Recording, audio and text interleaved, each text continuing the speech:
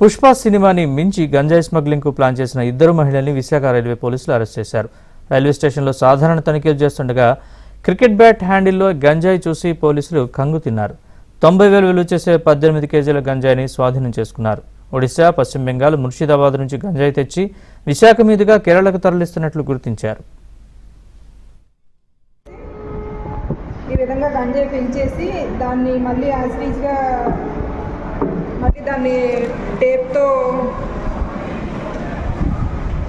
గంజాయి ఫిల్ చేసి ఏదైతే కట్ చేసిన భాగం ఉందో దాన్ని మళ్ళీ టేప్తో ఈ విధంగా కవర్ చేసి ఈ టేప్ చుట్టుపక్కల నుండి మనకు అనుమానం రాకుండా ఉండడం కోసం రైల్వే స్టేషన్లో సాధారణ తనిఖీలు చేస్తుండగా క్రికెట్ బ్యాట్ హ్యాండిల్లో గంజాయి చూసి పోలీసులు కంగు తిన్నారు.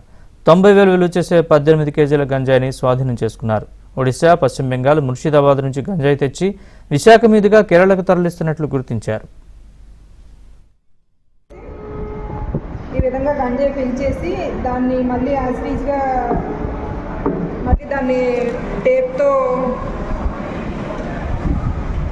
గంజాయి ఫిల్ చేసి ఏదైతే కట్ చేసిన భాగం ఉందో దాన్ని మళ్ళీ టేప్తో ఈ విధంగా కవర్ చేసి